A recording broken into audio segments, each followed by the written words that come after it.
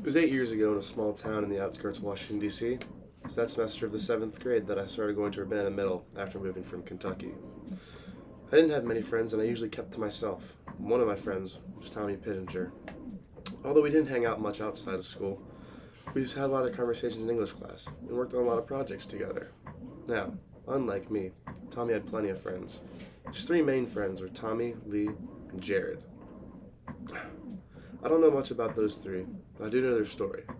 To this day, I don't know why they did it. It's a particular week at school. There was test week that week, and it was a rough one.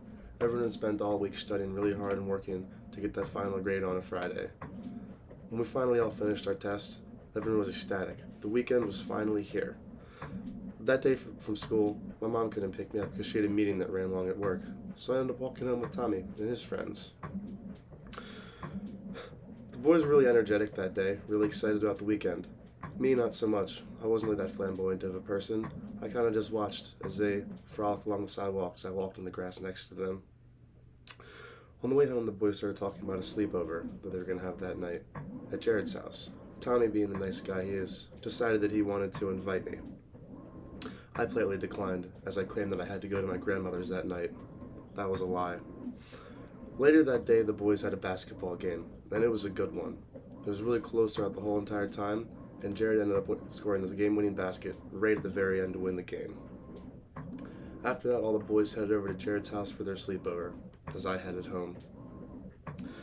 That night, the boys had the bright idea that they wanted to sneak out. Although all the boys liked this idea, Tommy was the only one that didn't. He decided to stay home while other boys left and went out that night. While they were out, the boys had the bright idea that they wanted to egg a house. So what did they do? They egged one of his neighbor's house. Now, the police were notified, and then they notified the homeowner. Now, while the homeowner decided not to press charges, they were still in lots of trouble from their parents. Fast forward 2 years, it was all time for us to try out for the basketball team in the 9th grade. We all arrived to tryouts, and guess who our coach is? It was the owner of that house. Now, I stayed home that night. Tommy decided to stay in as well.